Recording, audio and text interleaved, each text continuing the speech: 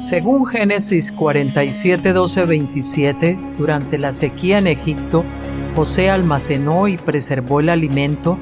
Para subsistir, la gente tuvo que venderlo todo y, al fin, incluso a sí mismos. Ese es el precio de vencer. Así es en este tiempo del fin, donde conseguir el alimento para entrar al reino y conquistar nuestra tierra, que es Cristo, formado en nosotros, nos costará renunciar a todo, incluso a nuestra propia vida. Pero a cambio de nuestro todo, tendremos su todo y reinaremos con él. Con ustedes, José.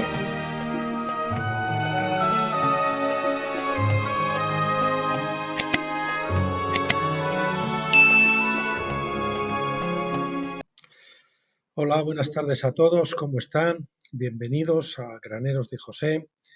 Hoy es día 13 de agosto del 2025 y aquí en Baracaldo, en España, ahora son las 5:29 de la tarde. Bueno, tenemos en pantalla lo que vamos a hacer hoy, que es un especial, entonces no es el que anunciarles el vídeo que veremos el viernes próximo, Dios mediante, pues será el que teníamos previsto para hoy, que era de la leche de la palabra de Dios, que no me acuerdo ahora el título, pero bueno, lo tienen en el vídeo anterior al comienzo, se lo anuncia. Así que si quieren ver el vídeo anterior para saber lo que veremos el viernes, pues lo pueden hacer. Bueno, lo que vamos a hacer hoy es un especial. Es un especial muy interesante. Pues resulta que el doctor Stephen Jones está haciendo una serie, ya vamos por la parte 10, creo, para comenzar ya la 11, la próxima, que es la solución al mal precedente de Saúl. Y ayer o anteayer puso la parte 9, un espíritu maligno atormenta a Saúl. Yo no lo puse en el blog Tabernáculos, como es costumbre, sino que lo he retenido porque digo, esto me pareció tan importante, tan interesante, que creo que pensé que debíamos de hacer un especial, ¿no? En fin, ¿por qué aparece la foto aquí de... Bueno, vamos a hablar del espíritu que atormentaba a Saúl. ¿Y por qué aparece aquí la foto de Clayton Earl Sonmur o Clayton Sonmur? Pues porque es uno de los dos, por lo menos es lo que dice el doctor Stephen Jones, de los dos espías modernos de la Tierra, de Tabernáculos, junto con George C. Warnock, son los dos testigos, ¿no?, actuales que entran en la tierra prometida de Tabernáculos. Son los precursores por excelencia de Tabernáculos, y el doctor Stephen Jones parece que conocía a los dos, pero especialmente a Clayton Sonmur, porque también vivía ahí en un suburbio de Minneapolis. Ellos viven los dos ahí en Minneapolis, Minnesota. Y este era un hombre muy importante porque era el secretario de la Confederación de los Hombres del Evangelio Completo, y pues digamos que era como el segundo de a bordo, con Demos Shakarian, que era el fundador, que fue, digamos, cuando vino la renovación pentecostal, fue el máximo exponente de lo que era la pureza pentecostal, o incluso con atisbos o con reminiscencias de tabernáculo, ¿no?, donde se vieron unos milagros tremendos, pero eso se fastidió precisamente por el tema del ecumenismo, y Clayton Sonmur es uno de los que avisó de esto, y es lo que dijo, que se había destruido el atrio intermedio de Pentecostés, había sido contaminado precisamente por eso, y entonces la iglesia no pudo pasar al atrio de tabernáculos como se debía, ¿no? Vamos a verlo, este post lo vamos a ver en el escritorio de OnlyOffice, porque así, si sale alguna corrección, pues las podemos ir haciendo sobre la marcha. Bueno, por ponerles también un poquito en antecedentes, saben que Saúl tipifica, es un rey que fue ungido en la fecha, en el día de la cosecha del trigo, que pues indica el trigo, ya sabe que simboliza la iglesia, y también pues es un hombre que recibió dones del Espíritu Santo, profetizó, habló en lenguas y demás, pero luego se corrompió y acabó pues siendo atormentado por un espíritu maligno o por espíritus malignos y acabó acosando o persiguiendo pues a David. Entonces Saúl es tipo de la iglesia de este tiempo. Los 40 años del reinado de Saúl tipifican los 40 jubileos de la iglesia y es asombroso. No me acuerdo ahora en qué libro es, cuando el doctor Stephen Jones estudia eso, no sé si en Secretos del Tiempo o algo así, o en alguno de el trigo y los asnos de Pentecostés o los vencedores de la cebada, no recuerdo exactamente, donde cada año de Saúl tiene un paralelismo asombroso con cada uno de los jubileos de la iglesia. El primer año del reinado de Saúl con el primer jubileo de los 40 jubileos de la iglesia. Pues por decirle, el decimoquinto año de gobierno de Saúl con el decimoquinto jubileo de la iglesia y así sucesivamente. Y entonces, pues él tipifica precisamente a la iglesia pentecostal, en la edad pentecostal. Y David, pues tipifica a los vencedores. De así como Saúl perseguía a David, la iglesia en estos 2000 años de Pentecostés, pues ha perseguido a los vencedores, considerando los apóstatas y herejes, cuando en realidad eran los que estaban pues centrados en la verdad. Pero ellos no toleraban ese tipo de insubordinación, entre comillas, con los postulados que predicaba la Iglesia Católica, que eso no aparece hasta el siglo IV o por ahí, o sea que imagínese. Al principio no existía esto, pasa una mosquita pequeña de esas, casi me la trago, madre mía.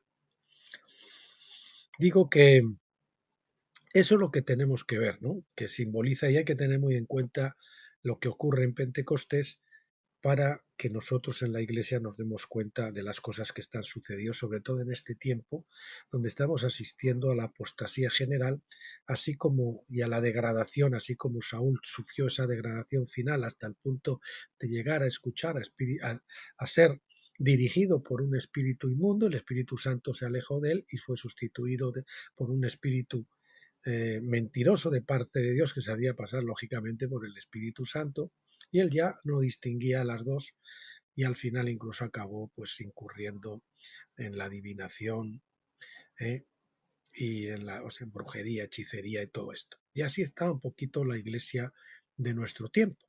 Bueno, sin más demora vamos allí y al paso de que vamos leyendo lo iremos comentando. Los profetas bíblicos no dudaron en criticar la incapacidad de Israel para escuchar y obedecer a Dios. La incapacidad de Israel para escuchar y obedecer a Dios. Eso ha sido típico de toda la edad de Pentecostés y también de Israel. Samuel tampoco dudó en criticar las deficiencias de Saúl, a pesar de su sincero amor por él. Samuel el profeta pues amaba a Saúl, pero no dejó de señalar sus deficiencias. Así debe ser el profeta, no se debe casar con los líderes, sino con Dios. Y cuando los líderes no siguen a Dios, pues los tiene que denunciar. El profeta nos explica con detalle cuál era la raíz del problema, que el pueblo en su conjunto exigía un rey como las naciones, rechazando el gobierno de Dios. Algo parecido a lo que hace la Iglesia cuando renuncia a escuchar a Dios y dice que no, que escuche el pastor, ¿no? Los reyes reflejan el corazón del pueblo en su conjunto, no de todo el pueblo, pero sí de la mayoría.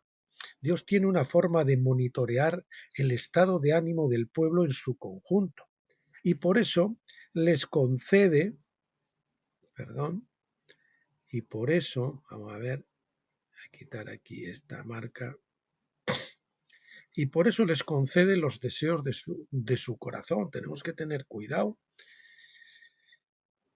porque el Señor está observándonos y si nosotros no estamos conforme al corazón de Dios, entonces el Señor nos va a permitir que cosechemos lo que sembramos, es decir, los deseos de nuestro corazón torcido. El gobierno es simplemente el reflejo visible del corazón colectivo del pueblo. Por tanto, hay mucha culpa para repartir. Imagínese eh, el- los pecados del pueblo en España, de nuestra España, para que tengamos los gobernantes que tenemos, y se puede decir lo mismo en Europa o en Estados Unidos, aunque no tanto con Trump, pero todavía sigue también muy dominado por el Estado profundo, por desgracia. Se necesita un tiempo de arrepentimiento genuino o cambio de actitud por parte del pueblo para lograr un cambio de gobierno. Por eso, todo lo que hagamos, sea el vice, o sea este otro, sea este presidente, o sea fulano, o sea mengano, eso no va a ser más que pan para hoy y hambre para mañana, porque mientras no venga un avivamiento que remueva y renueve los corazones de las personas del pueblo, no vamos a tener lo que Dios desea, ¿no? Bien, sin arrepentimiento los candidatos presidenciales ofrecen el cambio, es uno de los lemas, por el cambio, aquí también se dio en España, pero una vez que el nuevo presidente asume el cargo, los cambios solo empeoran la situación. Es más, ahora hay una costumbre de que todos mienten descaradamente, hacen promesas que luego las incumplen. O sea, mienten y parece que mentir está permitido y no pasa ningún problema por ello. La justicia no les exige cuentas, pues no debería ser así. Por ejemplo, vino Mariano Rajoy en España, sacó una mayoría absoluta, absolutísima, decía que iba a modificar la ley de aborto, decía que iba a bajar los impuestos, decía que una serie de cosas, y hizo absolutamente todo lo contrario. Nada más que llegó, subió más los impuestos, por decirles algo, ¿no? Por lo tanto, un derramamiento del Espíritu Santo es absolutamente necesario para cualquier cambio positivo y duradero. Y mientras no venga ese avivamiento, pues simplemente vamos a estar trampeando, retrasando la degradación o ralentizándola un poco más, un poco menos, pero hasta que no venga esa caída repentina que esperamos de Misterio Babilonia, del sistema babilónico mundial, y comience ese avivamiento en forma paralela, no vamos a ver que las naciones realmente sean gobernadas por gente justa y fiel y con constituciones que estén enraizadas profundamente en la palabra de Dios, en la Biblia, ¿no? Los maestros de la Biblia han criticado durante mucho tiempo a Saúl por su rebelión contra Dios, pero la mayoría no ha reconocido que Saúl era un símbolo de la iglesia en la edad pentecostal. Déjenme que les diga algo ahora al comienzo del vídeo, porque muchos apenas escuchan unos minutos. Por favor, si este es un pentecostal de rancio abolengo, si este es uno de esos que está ya aburrido y atascado en ese Pentecostés, y las cosas no cambian y usted ve cómo se degrada y cómo la presencia del Señor ya no está como antes, y usted no se siente como alguien que no va a ninguna parte, que da vueltas en círculos y vueltas y vueltas y vueltas alrededor del desierto, vuelta y vuelta y vuelta, a esos que el Señor les ha llevado al Jordán una y otra vez, pero el temor a los gigantes, el temor a morir completamente a la carne, a consagrarse absolutamente al Señor, a la dependencia exclusiva de Dios, se han echado para atrás. Pues no se pierdan esto, porque es especial para ustedes. Es especial para esos pentecostales que están atascados ahí y no acaban de pasar al otro lado, no acaban de cruzar el Jordán. O si algunos pasaron y tuvieron, como esos espías que fueron y le entró el canguelo por los gigantes y tal, y no sé qué, y entonces se han quedado otra vez atrás, pues también para ese tipo de personas, porque algunos también incluso han incurrido, pero se han echado luego para atrás al ver los gigantes. Bueno, decíamos, la mayoría no ha reconocido que Saúl era un símbolo de la iglesia en la edad pentecostal, ya lo creo. La mayoría se identifica con David el vencedor coronado en un año jubilar, un año de jubileo, sin comprender la verdadera diferencia entre la Iglesia y los vencedores. De hecho, reconocen Pentecostés de una u otra manera, pero de hecho reconocen Pentecostés de una u otra manera, pero desconocen casi por completo la ley del jubileo. Hay tan poca enseñanza sobre el jubileo, así que ¿cómo podrían realmente ser la casa de David? No, no, Pentecostés no es la casa de David, tabernáculos es la casa de David. En 1964, un predicador llamado Clayton Moore publicó un libro titulado Más allá de Pentecostés. Ahí se lo he enlazado porque es un libro que lo tienen ya desde los tiempos del blog Finisterre, que es un blog que está ahí, aunque yo no, desde que inicié el blog de Tabernáculos no he añadido nada, pero sigue ahí y hay muchas cosas, aunque hay algunas que ya se han superado y hay cosas que nosotros ya hemos aprendido que no estaban totalmente conformes, pero bueno, está el blog Finisterre, el blog Tabernáculos, y ustedes pueden ir viendo esa evolución.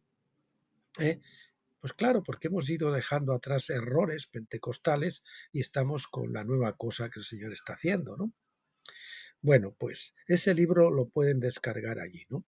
En general, fue un libro muy bueno que leí, dice el doctor Jones, hace muchos años, después, un año después en un vuelo a Australia. Cleide fue uno de los directores fundadores de la Asociación de Empresarios del Evangelio Completo en 1951 y tuvo una gran influencia en el movimiento carismático que surgió en la década de 1960. Conocí a Cleide en la década de 1990, ya que vivía en un suburbio de Minneapolis y teníamos amigos en común. Falleció en 2017. Aquí tienen el enlace al obituario para que vean eso que se lo he mostrado pues antes aquí. Tienen en abril el 17 de abril del 1924 nació y falleció en el 13 de marzo del 2017. Cleide escribió que Saúl era un símbolo de la Iglesia, que desconocía que Saúl fue coronado en la fiesta de Pentecostés. Él no se dio cuenta de ese detalle, se dio cuenta que era un tipo de la Iglesia, pero no se dio cuenta, no tuvo la revelación de que había sido coronado Saúl en la fiesta de Pentecostés. De haberlo sabido, habría fortalecido su controvertida postura que vinculaba a Saúl con la Iglesia. Él fue el primero que empezó a vincular a Saúl con la Iglesia. Claro, eso a todos como que nos tira para atrás, ¿no? Porque pensábamos que ya habíamos llegado en Pentecostés, casi todos, ¿no? Ya no había más por delante. También rechazó la enseñanza de la restauración de todas las cosas, debido, dice el doctor Jones, en mi opinión, a una falta de comprensión profunda de la ley del jubileo. Aún así, su libro me resultó muy interesante. Es decir, Stephen Jones reconoce su mérito, lo reconoce como los Josué y Caleb de nuestro tiempo, pero pues como caminamos sobre los hombros de otros, pues nosotros, el lector Stephen Jones ha podido llegar más allá y ver cosas que ellos todavía no habían visto. Sin embargo, hay muchas personas en Colombia, amigos de Colombia y en otros sitios que se han quedado ahí, en Clayton Moore y y en Josh Warnock, y hay que ir más allá porque ellos vieron parte pero no vieron todo. El doctor Stephen Jones ha visto mucho más y para mí es la punta de lanza. Yo lo creo, no sé si habrá otros autores que estén más allá que Stephen Jones, no lo creo, pero tal vez puede haber alguno también, ¿no? No lo sé. Entonces tenemos que estar dispuestos a avanzar, parados sobre los hombres de Clayton Moore, sobre los hombros de Josh C. Warnock, pero ir un poco más adelante, ¿verdad? Eso es lo que tenemos que hacer. Como decía Warnock, decía, no digo que regresemos a Pentecostés, digo, avancemos a tabernáculos. Y es lo que tenemos. Nosotros pensamos que en Pentecostés teníamos todo y cuando veíamos la delación, muchos habrán oído en predicaciones que decían hay que regresar a Pentecostés. No, no, no hay que ir para atrás, tenemos que ir para adelante. Todavía queda toda una fiesta que los pentecostales no habían visto. Y estos precursores se empezaron a ver y después han venido otros que ya nos han metido más de pleno en la tierra prometida de tabernáculos. Un espíritu maligno perturba a Saúl. David fue ungido por Samuel cuando tenía apenas 8 años. Aún era demasiado joven para ser rey, pero ocurrió una consecuencia inesperada.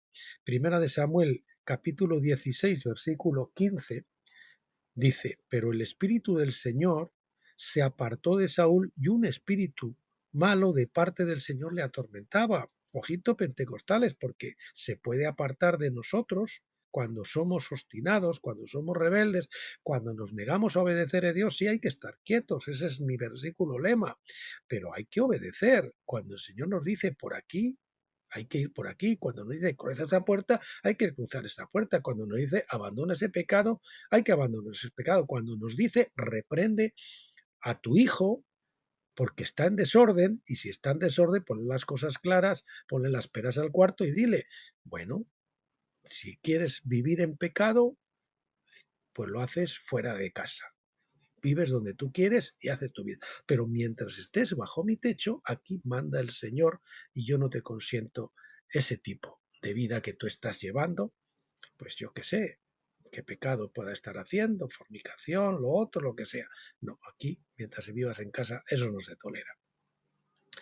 ¿De acuerdo? Vemos entonces que en el año 18 del reinado de Saúl, comparable a finales del siglo XIX de la Iglesia, Saúl ya no era pentecostal. El Espíritu de Dios que lo había llevado a profetizar y a convertirse en otro hombre lo abandonó. Peor aún, el Espíritu de Dios fue reemplazado por un espíritu malo de parte del Señor. Ya no solo se puede apartar el Espíritu de nosotros, sino que un espíritu mentiroso puede venir incluso de parte de Dios y hacerse pasar por el Espíritu Santo. ¿Mm? Cuando el pasaje de aquellos espíritus que le decían, sube a la guerra, ¿verdad? Creo que era el rey Acab, cuando estaba con el rey Josías, ¿no? Bueno, la lección inmediata que debemos aprender aquí es que un creyente lleno del Espíritu puede perder su experiencia pentecostal. Creo que el propio Saúl no comprendió lo que acababa de suceder, pero a partir de entonces, esto es distinto, perdón, pero en la experiencia pentecostal, a que los dones en una etapa final de Pentecostés o en la parte inicial de tabernáculos, digamos, pues parece ser que ya no operen tanto como operaban en un sitio, porque yo os muestro un camino más excelente, que es el camino del amor, el camino de la obediencia. No quiere decir que después el Señor en cualquier momento pueda resucitar esos dones que están en estado latente y que operaron en nosotros, pero están, porque nosotros estamos obedientes, estamos siguiéndole a Él. No confundir eso con haber perdido la experiencia pentecostal. Creo que el propio Saúl no comprendió lo que acababa de suceder, pero a partir de entonces el espíritu malo que había en él, o más bien que venía sobre él, que el espíritu malo a los creyentes pues nos atormentan desde el exterior, pueden influir incluso a nivel del alma, pero nunca a nivel de dentro del espíritu, ¿no? Que venía sobre él, pues hacía pasar el Espíritu Santo, y le hablaba en sus pensamientos o lo que sea y le hacía creer pues que era el Espíritu Santo, no, yo tengo que hacer esto, pero no le estaba hablando el Espíritu Santo, le estaba hablando el contrario. Bueno, pues un espíritu malo que había en él lo atormentaba o lo turbaba. La Biblia de las Américas dice lo aterrorizaba. ¿Mm? ¿Mm? Y de hecho yo recuerdo el terror que me producía a mí en ciertas ocasiones al final justo antes de cruzar el Jordán, cuando estaba en esa etapa, digamos, ahí al borde de la esquizofrenia, entre pues obedecer al Señor y esos pensamientos atormentadores y demás, que pues casi uno pues está en el busilis del sufrimiento hasta el punto tremendo, ¿no? Samuel no nos dice que pudo haber sentido Saúl porque el profeta no volvió a tener contacto con él. Hasta el profeta lo abandonó. ¿Qué nos dice este giro del acontecimiento sobre la Iglesia en su conjunto a partir del siglo XIX? Perdón, a partir del siglo IX. Vamos a ver que este problema que tuvo Saúl, allí en el 9º año sería de su... Bueno, no sé, el jubileo no sé equivalía, no sé en qué año sería. Ahora no puedo hacer la comparación entre el año de Saúl en que ocurrió eso y el jubileo que fuera. Pero ¿qué nos dice esto sobre la Iglesia en su conjunto a partir del siglo IX? Quizás sea significativo que las Escrituras mencionen a este espíritu maligno 7 veces. Fíjense, 7 veces. Primero de Samuel 16, versículo 14, versículo 15, versículo 16, en el versículo 23 2 veces, y luego en el capítulo 18, el versículo 10, y en el capítulo 19, el versículo 9. 7 veces en que se menciona este espíritu maligno. La sexta vez que se menciona es particularmente inquietante. Leemos en 1 de Samuel 18, versículo 10, lo siguiente. Aconteció al día siguiente que el espíritu malo de parte de Dios vino sobre Saúl y él profetizaba en medio de la casa. Fíjate que es un espíritu malo, vino sobre él y profetizaba. Pero no está profetizando por un espíritu santo, sino por el espíritu malo. Y eso, ¿cuántas profecías hay en la iglesia falsas? Incluso en lenguas y la interpretación y no sé qué. Pero son profecías falsas, porque hay gente que está en obstinación, en rebeldía, y que ya no escucha al Espíritu Santo, porque está llevando una vida de desobediencia, de obstinación, de rebelión, de insumisión.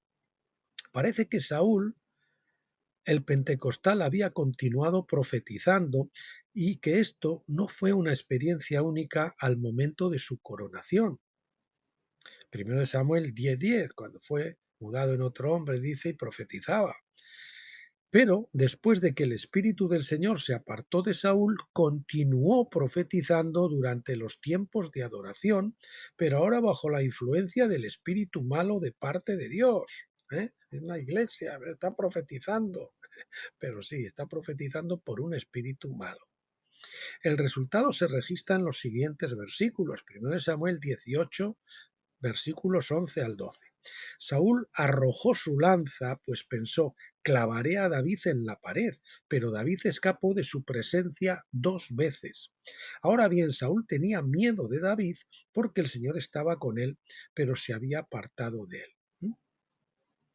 El temor, el Señor no nos ha concedido un espíritu de temor, sino de amor, de poder y de dominio propio. Cuando estamos aterrorizados, ese que nos está causando terror es el espíritu malo y no debemos escuchar. No hagas eso, y te infunde temor para que no lo hagas, ¿no? Y dices, no, tengo que obedecer, como decía aquel, proa la tormenta, vamos a por ahí.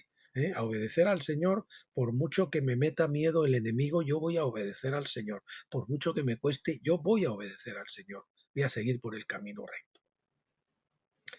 Parece que Saúl creyó que el Espíritu Santo de Dios,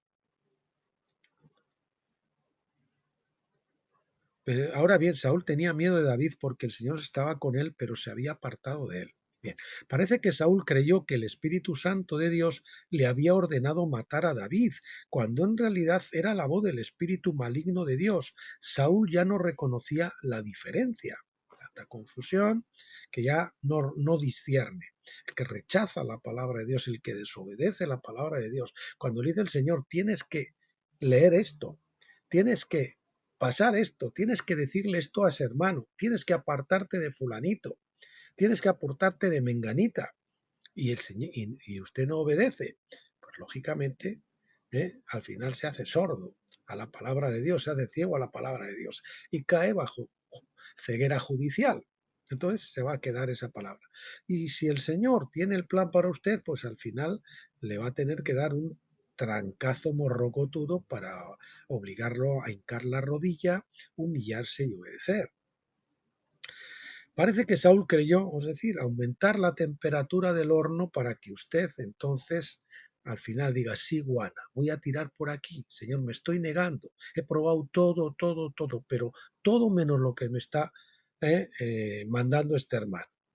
Por ejemplo, ahí tenía el otro día un suceso con una persona, una mujer, que resulta que se estaba divorciando, que se iba a divorciar del marido y demás, que habían probado todo, que no había sido imposible, psicólogos, psiquiatras, todo, menos probar al Hijo de Dios, menos probar al Dios que incluso reconocen.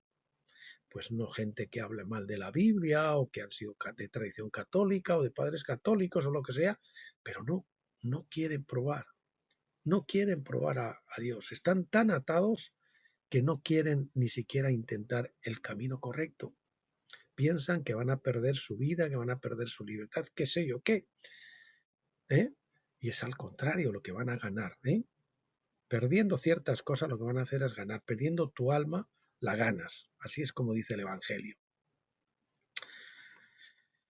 Parece que Saúl creyó que el Espíritu Santo de Dios, fíjese, le había ordenado matar a David cuando en realidad era la voz del espíritu maligno de Dios. Saúl ya no reconocía la diferencia. Jesús dijo en Juan 10:10, el ladrón no viene sino para hurtar, matar y destruir. Yo he venido para que tengan vida y para que la tengan en abundancia. La música de David, y esto es importante porque ha influido grandemente en el pentecostalismo, y ustedes van a entender perfectamente por qué ese aluvión de música cristiana en estos últimos 30 años, o 40 o 50, los que sean más viejos que eso. Yo llevo 30 y tantos años en el Señor, 35, pero algunos pues llevarán más. Yo desde que vine había una avalancha, Marcos Witt, yo qué sé, lo que quieran. Ahora resulta que no me vienen más nombres, ¿no? ¿Cómo se llama este otro? Mexicanos, sobre todo mexicanos, había una pléyade ahí de cantantes. Cuando el espíritu maligno de Dios empezó a atormentar a Saúl, sus siervos sugirieron que buscara un músico para reprimirlo. Primero de Samuel 16:16. El versículo 18 dice, Marco Barriento, no me salía, Marcos Vidal, el otro.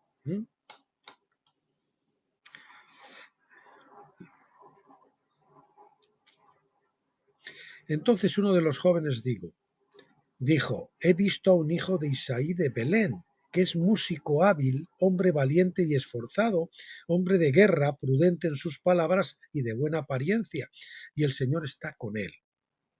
No se nos dice cuánto tiempo tardó Saúl en llamar a David como músico. Sin embargo, debió de ser algunos años después, pues también se le describe como un hombre valiente, y esforzado, un hombre de guerra. Esto debió haber ocurrido antes de que David venciera a Goliat, en el capítulo siguiente, pues David aún era desconocido para Saúl. Perdón, con la mosquita me está molestando.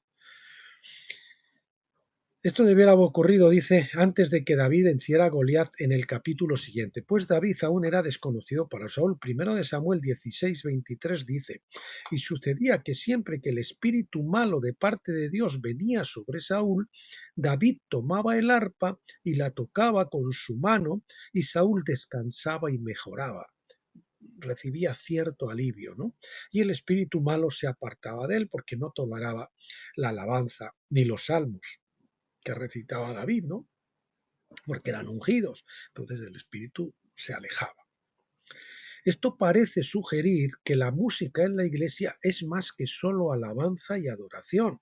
También sirve para proteger a la iglesia, de los efectos negativos del espíritu maligno del Señor. Si hay espíritus malignos que están molestando a la iglesia, y por eso esa alabanza y esos cultos donde la alabanza se extendía una hora. Yo estaba en una iglesia donde la alabanza y venga, era cansino de verdad, y luego al final era gente que estaban viviendo en insumisión y en rebeldía al Señor, gente que se echaban de rodillas para orar y se tumbaban en las reuniones de oración. Yo me quedaba así quieto, sentado o de pie, porque yo discernía que eso era una pantomima religiosa. Sabía que era una iglesia y cómo estaba. Y eso era una iglesia a la que el Señor había vapuleado y había bajado de unos 500 miembros no llegaban ni a 100 o a 50, que eran los que había por allá. Tremendo, ¿no? Decíamos, repito, esto parece sugerir que la música en la iglesia es más que solo alabanza y adoración. También sirve para proteger a la iglesia de los efectos negativos del espíritu maligno del Señor. Pero claro, luego salen del culto, salen de la iglesia y esos espíritus malignos vuelven. Entonces, hay que estar ahí con la musiquita a toda hora, ¿no? Así sucede hasta el día de hoy. David amaba la música, pero Saúl perdón, la necesitaba. Así que en aquellos días parece que Saúl solía llamar a David y llegó a depender de su talento musical. Así sucede hasta el día de hoy, donde la música ha llegado a dominar las reuniones de la Iglesia y donde la enseñanza de la palabra parece ser menos urgente. Se le da casi más preeminencia a la alabanza. Sí, la palabra dice entrar por sus atrios por la alabanza, pero bueno, a lo mejor hay que cantar una, dos, tres canciones, pero no media hora, una hora o así, ¿no? Y luego para la palabra tal, ¿no?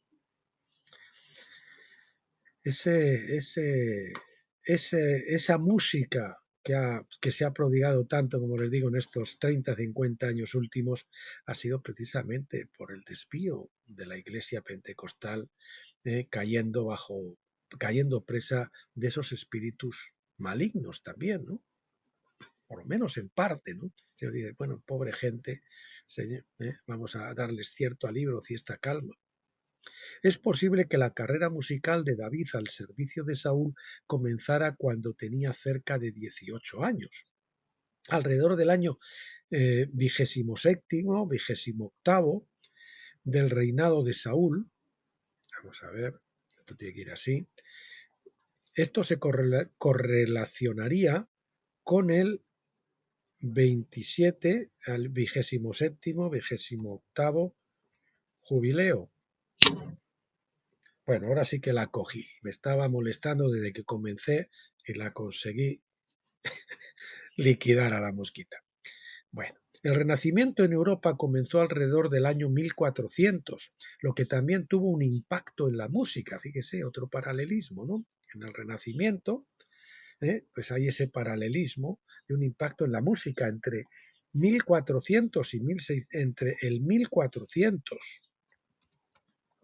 y el 1600, entre los años 1400 y 1600, presenciamos el auge de la rica polifonía, que se refiere a un estilo musical en el que se entrelazan múltiples líneas melódicas independientes, cada una con su propio ritmo y contorno, pero que encajan armoniosamente en el conjunto. Esto dio lugar a las grandes sinfonías de música clásica de 1750 a 1820, antes del romanticismo, que el romanticismo es de 1820 a 1900, seguidas por la música moderna del siglo XX. Si consideramos esta historia musical desde la perspectiva del reinado de Saúl, se sugiere que el auge de la armonía en la música durante el Renacimiento cumple un patrón subyacente en la carrera musical de David. Esto depende a ese patrón. Ese tipo que ocurrió con David se produce aquí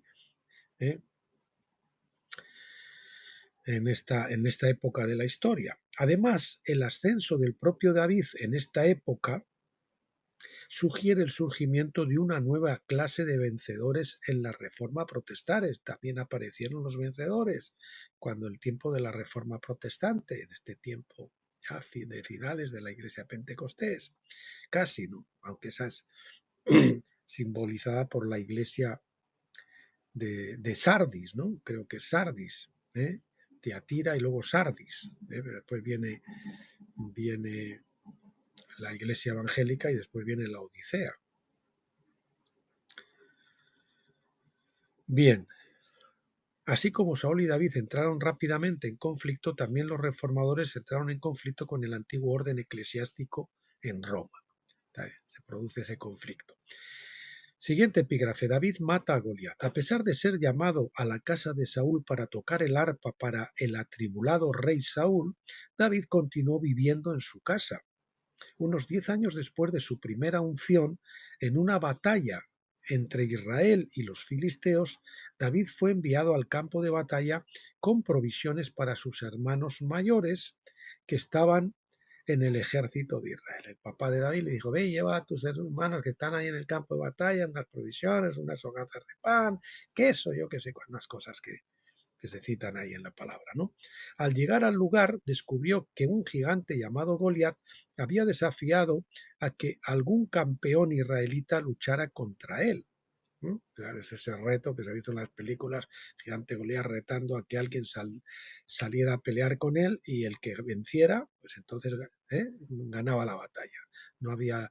No era necesario que lucharan todos, sino que un representante, digamos, de cada ejército.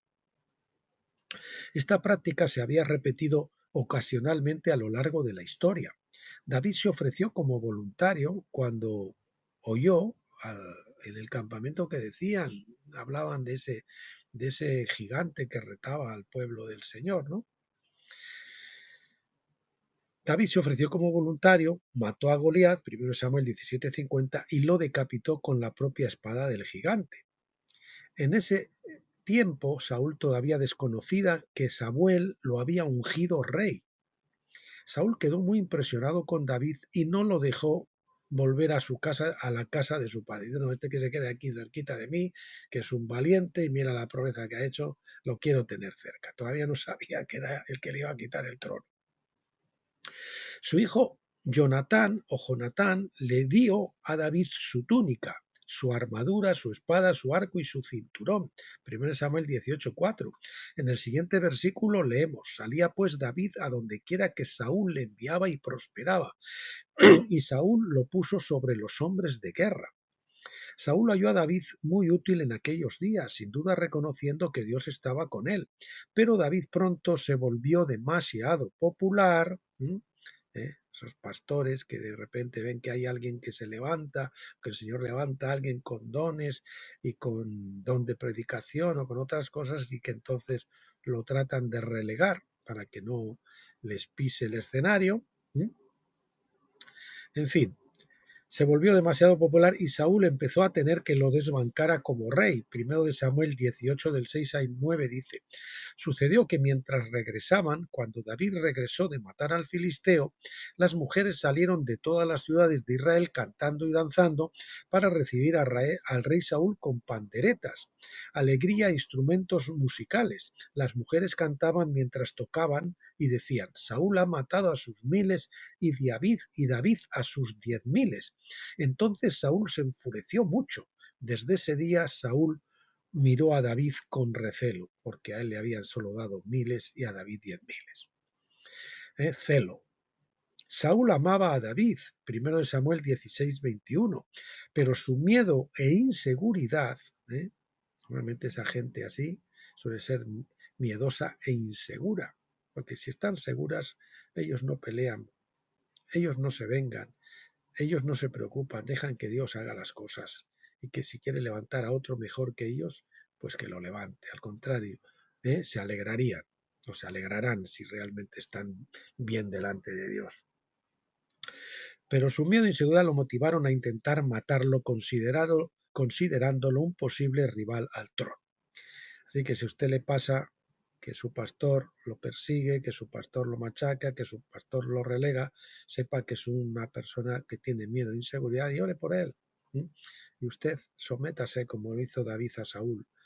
Respetaba la unción y el llamado que Saúl tuvo. Y dice, bueno, David, la filosofía de David, el Señor lo quitará de en medio, me ha ungido como rey, yo no lo tengo que quitar, el Señor lo tiene que quitar de en medio y entonces nombrarme rey a mí, pero lo tiene que hacer el Señor, no yo. Como sé que soy llamado a rey, pues voy a hacer todo lo posible por desbancar a que está ahora en el trono. No, usted tiene que esperar y someterse y aprender la obediencia sometiéndose a un Saúl, porque solamente los Davides nacen a la sombra de los Saúles. Es la incubadora de los vencedores. Sin duda, el espíritu maligno de Dios también sabía que David era una amenaza. Sin duda, el espíritu maligno de Dios también sabía que David era una amenaza y por esta razón impulsó a Saúl a intentar asesinarlo. Estos hechos están registrados en las Escrituras para nuestro aprendizaje. Al comprender cómo Saúl fue un símbolo profético de la Iglesia en la edad pentecostal, podemos comprender mejor los conflictos eclesiásticos en los últimos siglos. Les invito a leer, no publiqué ayer, hoy publicaré el vídeo y publicaré en Tabernáculos el artículo y también el siguiente capítulo a este, que es concomitante y que habla un poquito más de estos líos entre Saúl y David, y que donde vemos que incluso él hizo pues como la táctica de David cuando mandó a Urías a que lo pusieran al frente de batalla. Él mandó a David y lo puso al cabo del ejército y de a ver si así en la lucha contra los filisteos me lo quitan de en medio, ¿no? Esa es probablemente una de las razones para que lo pusiese de jefe de 1000, ¿no? En su ejército. Bueno, pues mis queridos amigos, esto es el especial que teníamos para hoy. Les recuerdo entonces que el viernes, Dios mediante, veremos eh, el capítulo que teníamos previsto para hoy del libro La leche de la palabra del Señor, pero recuerden que es leche vista bajo la luz del tabernáculo, es que para muchos ni siquiera sin esa luz no pueden ni discernir lo que es la leche de la palabra de Dios. Bueno, agradeciéndoles que me hayan acompañado hasta aquí y pidiendo al Padre que los bendiga, también que les dé esa maravillosa luz de tabernáculos para entender esta problemática de Pentecostés y lo que ocurre, esos patrones de Saúl y David, la iglesia y los vencedores, con la luz de tabernáculos que les corre el velo para que entendamos que en Pentecostés es una edad gloriosa, es una edad maravillosa, pero es una edad intermedia y tiene un velo donde todavía no podemos ver con claridad, el velo que separa el lugar santo de Pentecostés del lugar santísimo de tabernáculos. Así que anímense, venzan ese miedo, pídale al Señor que les ayude con ese miedo, pero crucen al coste que tengan. Deje a esa esposa si esa esposa la tiene que dejar, deje a ese marido si lo tiene que dejar, eche de casa a ese hijo, a esa hija si lo tiene que echar, deje ese trabajo, reprenda a este hermano, profetice lo que el Señor le está diciendo. Ojito, tiene que estar muy seguro de eso, ¿no? Pero obedezca al Señor cuando el Señor le manda hacer. Si no, usted se va a quedar siempre en Pentecostés, como Sansón, moliendo para los filisteos y siendo un juguete en la casa de los filisteos para que ellos se divirtieran. Y ciego porque le sacaron los ojos. Ore para que crezcan sus guedejas otra vez y recupere esa fuerza que lo permita cruzar el Jordán, enfrentarse al Jordán, muriendo a la carne y entrar al otro lado para ser circuncidado en el corazón en la acampada en Gilgal y después poder contestar a esos gigantes que, como dijeron los espías, Josué y Caleb, Cleiton son muchos guardos, los comeremos como pan. Muy bien, pues hasta el viernes, Dios mediante, y hasta entonces que Dios los bendiga y pásenlo bien.